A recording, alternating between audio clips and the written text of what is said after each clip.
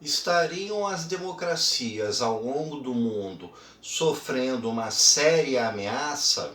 Vamos discutir mais esse assunto? Então clique em curtir, se inscreva e se você gosta do nosso trabalho, considere a possibilidade de nos apoiar pelo Pix. Eu vou deixar minha chave aqui na descrição e vamos lá!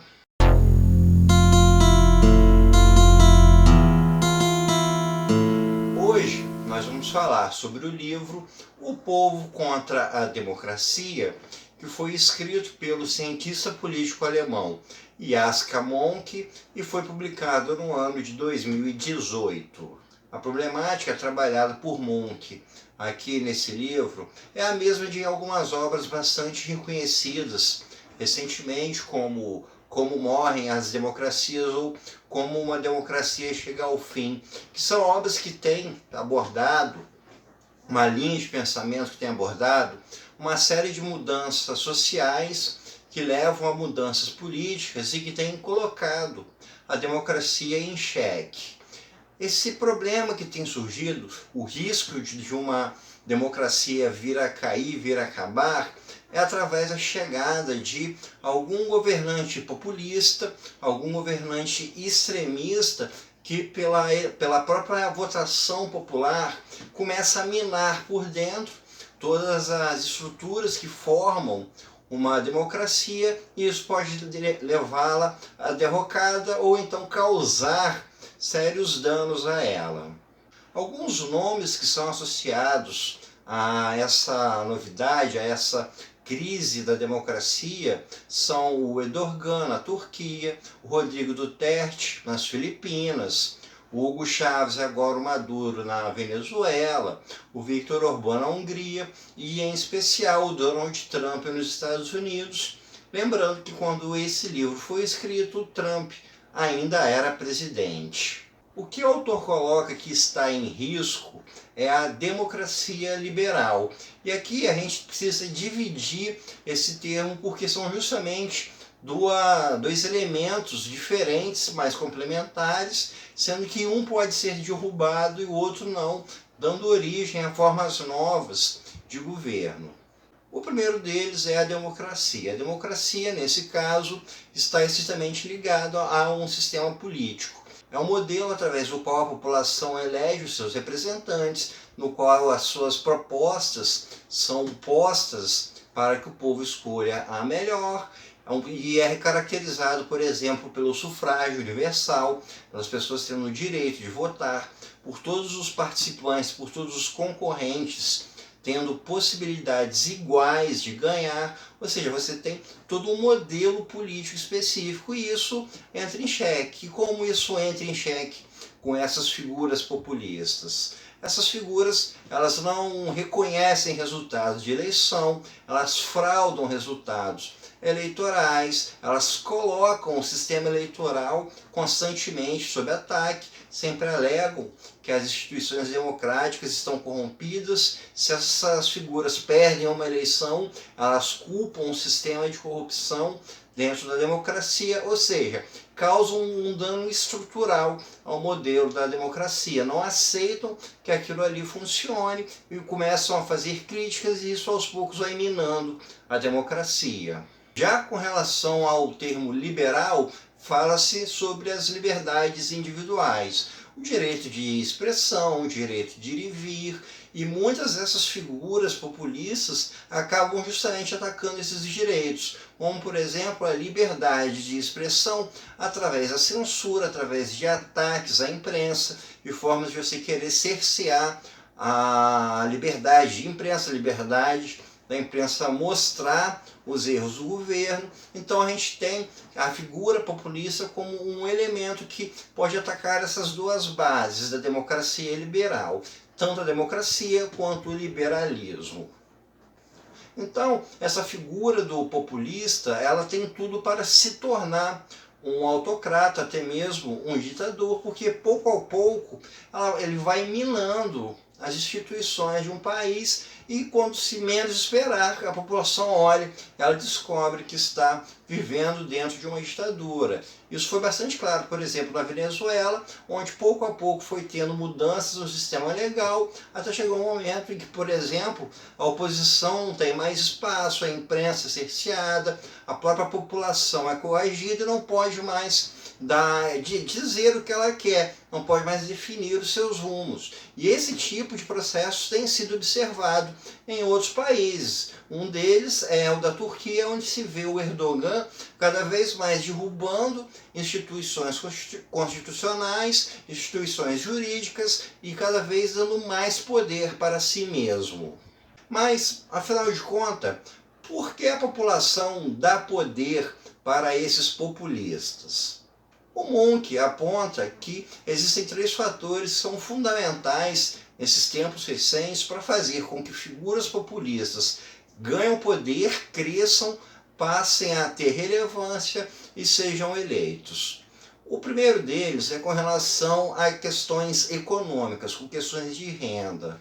Existe uma situação estrutural que vem ocorrendo desde a década de 1980, que é a maior disparidade entre ricos e pobres. As pessoas que são mais da base da pirâmide têm perdido o poder aquisitivo e têm perdido até mesmo a sua segurança nos empregos. Então você tem um aumento, pouco a pouco, um aumento conjuntural da sensação de perda econômica, da sensação de insegurança econômica. Então, quando um populista surge, começa a falar que a culpa do empobrecimento é das estruturas que fazem a população ficar pobre, que é culpa da corrupção, que é culpa do sistema político, e promete que vai mudar isso tudo, ele acaba tendo uma aceitação. Ele justamente promete aquilo que uma população que tem perdido renda quer ouvir, de que vai mudar toda a estrutura e vai fazer com que a economia se recupere. E normalmente, quando esse objetivo não é alcançado, o populista vai culpar tudo quanto é instituição. Vai dizer que a culpa é do Supremo Tribunal, a culpa é do Congresso, a culpa é da imprensa, que ninguém deixa ele trabalhar. Esse discurso é corriqueiro. Ele promete algo que não vai cumprir. Quando ele não consegue cumprir, ele inventa uma série de desculpas para a população. O segundo elemento que permitiu o crescimento desses populistas é a internet, essa rede de distribuição de informações e toda uma indústria de produção de informações falsas que vem surgindo por aí. Essas redes de informações falsas acabam derrubando muitos políticos, muitos oponentes, e muitos populistas utilizam dessas redes justamente para garantir voto, para garantir força política. Os populistas também têm uma forte tendência a gerar polêmicas. Geram polêmicas que precisam ser rebatidas e que acabam entrando até mesmo dentro de um plano de discussão maior. Essas redes sociais também permitiram que um populista conseguisse falar diretamente com a população, algo que ele não conseguiria, por exemplo, na época da televisão ou na época do rádio. Então, essa pulverização do poder de fala, ela acabou dando maior espaço para que os populistas venham a crescer. Isso tudo junto a toda uma estrutura de notícias falsas, de desinformação, que faz com que essas pessoas acabem subindo no apreço popular. O terceiro elemento é um que faz mais parte da realidade dos Estados Unidos e da Europa, e não tanto de países como o Brasil ou de países do terceiro mundo. Esse fator é a ideia de perda de pertencimento, ou então a invasão de estrangeiros que estaria destruindo a sociedade por dentro. Esse é um fator que está muito ligado ao nacionalismo e à xenofobia, o de que a pessoa que habita uma terra é dona dela, é descendente dos fundadores, e que elementos estranhos não deveriam entrar ali, e que a entrada desses elementos estranhos justamente acabam por minar a sociedade. Esse discurso é bastante presente na extrema-direita europeia, como por exemplo em Marine Le Pen, que quer justamente criar barreiras, proibir imigrantes de entrarem no país. Da mesma forma, o Donald Trump, prometeu na sua eleição de que construiria um muro na divisa dos Estados Unidos com o México. Como falamos antes, o populista promete o que não consegue cumprir e quando não consegue cumprir, coloca a culpa em outros, e foi exatamente esse o caso. Essa visão xenófoba com relação a populações da América Central que entram pela fronteira e a promessa de manter os Estados Unidos limpos desses grupos étnicos diferentes. Da mesma forma, o Trump também limitou a entrada de islâmicos no país, ou seja, você tem uma população que se sente invadida, que sente que está perdendo o seu território, que está perdendo o seu espaço para grupos de fora. Isso faz com que os populistas tenham uma força maior, consigam conquistar o apego desses grupos populares que vão votar neles, pela promessa de que vão impedir imigrantes de entrar, que vão expulsar imigrantes, ou então que vão impor alguns impedimentos na existência do imigrante do país, como não poder trabalhar, não poder se afixar no país, entre outras muitas.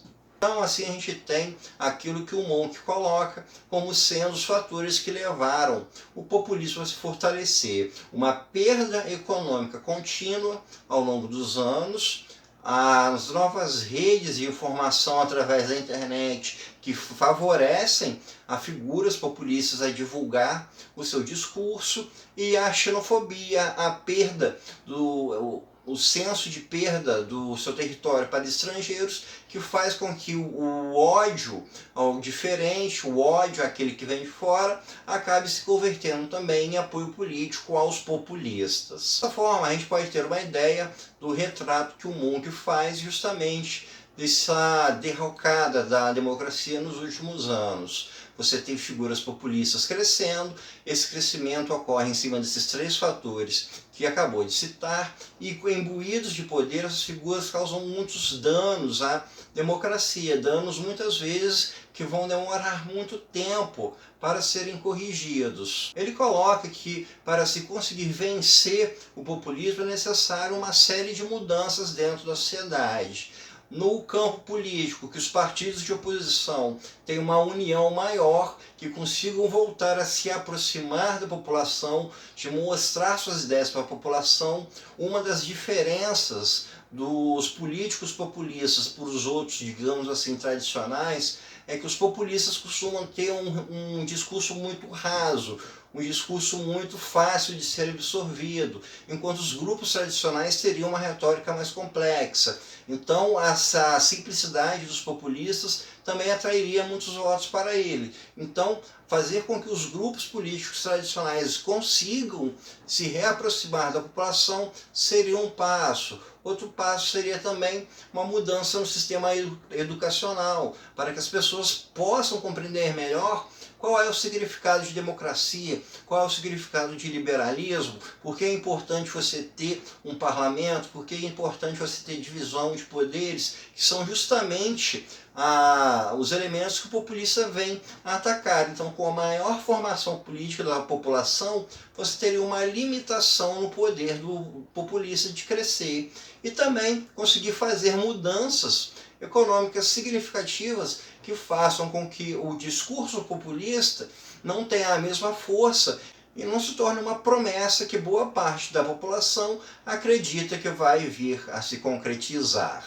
Então, pessoal, isso é tudo por hoje. Espero que vocês tenham gostado e até o nosso próximo encontro.